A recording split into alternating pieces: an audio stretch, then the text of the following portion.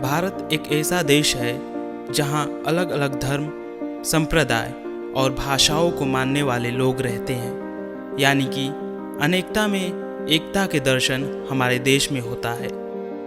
इन्हीं धर्मों में से एक है सिख धर्म, जिनका भारतीय धर्मों में एक विशेष स्थान है।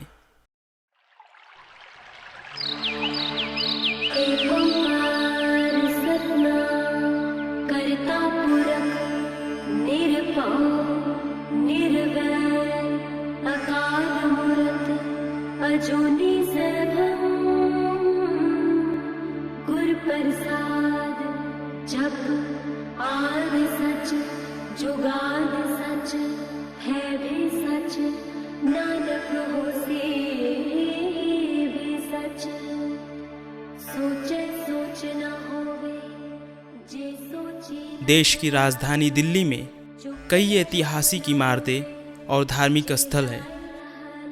उन्हीं धार्मिक स्थलों में से बंगला साहिब गुरुद्वारा भी दिल्ली के ऐतिहासिक गुरुद्वारों में से एक है।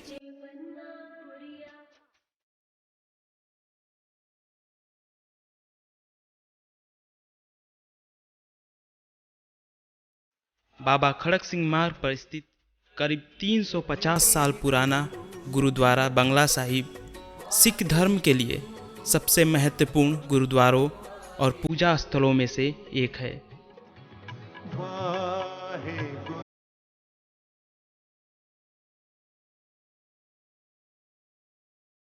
इस धर्म में कुल 10 गुरु हुए हैं और एक धर्म अपनी गुरुओं की शिक्षाओं पर आधारित है। गुरु नानक सिखों के प्रथम गुरु थे। उन्होंने ही सिख समुदाय की नींव रखी थी।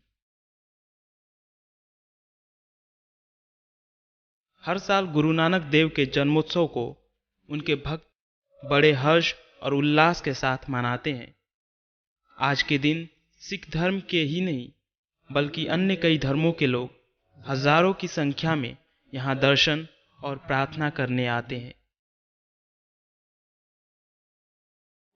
आप सभी को गुरुपुरब की बहुत बहुत शुभकामनाएं। ये गुरुपुरब 552वां साल है गुरु नानक देव जी का, और हर गुरुपुरब पे आपको पता ही है कि यहाँ पर इतनी संगत होती है कि यहाँ पर बंगला साहिब गुरुद्वारे में स्पेशली यहाँ पर पैर रखने की जगह नहीं होती है। आज भी ये ऐतिहासिक गुरुपुरब मनाया जा रहा है और बड़ी धूमधाम से मनाया जा रहा है। पिछले साल जैसे कोरोना था और कोरोना के टाइम पे गुरुपुरब नहीं मनाया जा सका था, तो आज जैसे पाबंदियां हटी हैं, जिस हिसाब से पाबंदियां हटी हैं, तो संगत ने उसी हिसाब से आके बढ़ चढ़ कर गुरुपुरब में भाग लिया है। गुरुपुरब एक ऐतिहासिक ऐसा पर्व है जिसको मनाने के लिए हिंदू, सिख, ईसाई, मुसलमान सभी लोग उत्सुक रहते हैं। और आप यहाँ देखेंगे, आज हमने यहाँ देखे हैं मुस्लिम लोग भी आए हैं, मुस्लिम संगत भी आई है, कुछ क्रिश्चियन संगत भी हमने देखी है। हिंदू और सिख तो बढ़ चढ़कर यहाँ पर भाग ले रहे हैं। तो आप सबको गुरुपुरब की बहुत बहुत शुभकामनाएं देते हैं। इनके बारे में बताया जाता है कि बचपन से ही काफ़ी अलग थे। गुरु नानक लोगों के अंदर फैली हुई बुराई, भ्रष्टाचार, ऊंच नीच और जातिवाद को देखकर काफ़ी दुखी होते थे। देखो जी, बाबे नानक ने मिट धुल जग चानन होया, अंधेरा मिटिया चानन होया, सारी दुनिया में होया। सारी दुनिया का उन्हें मतलब पालन पोष किया, कोई एकता नहीं की। हर बंदे के वास्ते उसने कहना जो चानन किया है कि सारे धर्मों को एक बना है। हर बंदे को बोला कि यही काम करना है कि किसी को कोई जो मर्जी अपने धर्म को जो मर्जी मनने पर वो ऊपर ला एक है। इस काम करके उसको जो लोग हैं वो बहुत ज़्यादा बढ़ा देते हैं कि बाबा नानक ने जो किया है बहुत अच्छा किया। तो इसीलिए ये कहते हैं ना कि किसी को भी कहना ऊंच नीच नहीं बनना, सबको एक बनना है, एक नज़र से देखना है। कोई भी किसी के धर्म से हुए तो उसको एक नज़र में देखना है, अल्लाह ऊपर एक है। इसलिए वो हर धर्म, हर स्थिति सारी उसको एक मान। गुरु नानक देव जी एक परमात्मा और सभी इंसानों का एक समान होने का संदेश दिया। और यही सिख धर्म की पहचान बन गई। इसलिए आज सिख धर्म के अनुयायी ऊंच नीच के भेदभाव को नहीं मानते।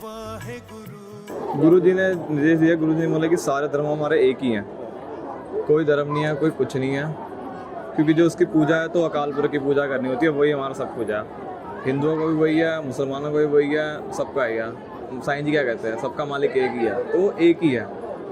देखने में नज़र चाहिए बस, वो सबका एक ही है। देवी देवते जिनको सब जो मानते हैं वो सारे एक ही को मानते हैं, क्योंकि एक ही है अकाल पुरख साहब, वो उनका ही मानते हैं। बंगला साहिब गुरुद्वारे में इस सरोवर का भी विशेष महत्व है। कहा जाता है कि सन 1664 में सिखों के 8वें गुरु हरिकिशन साहिब जी जब दिल्ली पहुंचे तो दिल्ली में हैजा और चेचक जैसी महामारी फैली हुई थी। तो गुरु जी ने इसी सरोवर के जल से पीड़ितों की सहायता की थी। इतिहास के मुताबिक तब से इस सरोवर का जल स्वास्थ्यवर्धक और आरोग्यवर्धक कहा जाता है। तीर्थयात्री आज भी श्रद्धा भाव से इस सरोवर में स्नान करते हैं।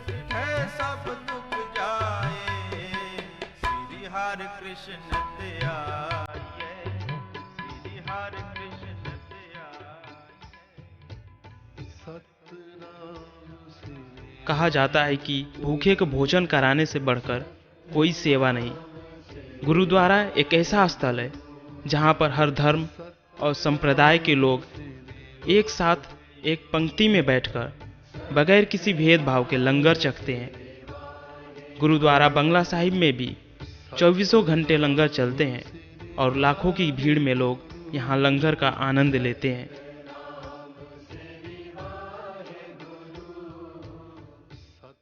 उनके फादर साहब ने उनको पैसे दिए काम करने के लिए, बिजनेस शुरू करो। उस समय 20 रुपए बहुत वैल्यू रखते थे, तो वो रास्ते में गए तो रास्ते में उनको गरीब लोग दिखे, तो उन्होंने उससे उनको लंगर करवा दिया।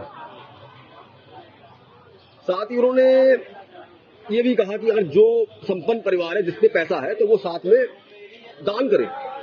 इसी वजह से लंगर चल रहे हैं। जो सक्षम है वो सेवा करे गरीबों की। ये सब चीजें हैं उनके बारे में।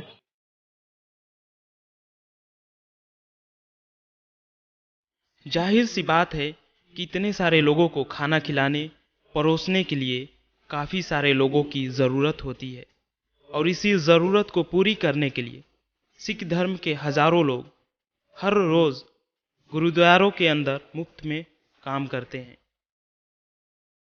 दरअसल सिख धर्म के लोग अपने अंदर के अहंकार को ख़त्म करने के लिए इस तरह की सेवा करते हैं, और यही छोटी छोटी चीज़ें सिख धर्म को अन्य धर्मों से अलग बनाती है। आज सिख धर्म के त्याग, बलिदान, समर्पण और सेवा भाव के जरिए सर्वे भवन्तु सुखिनः का संदेश पूरे भारतीय समाज को मिलता है।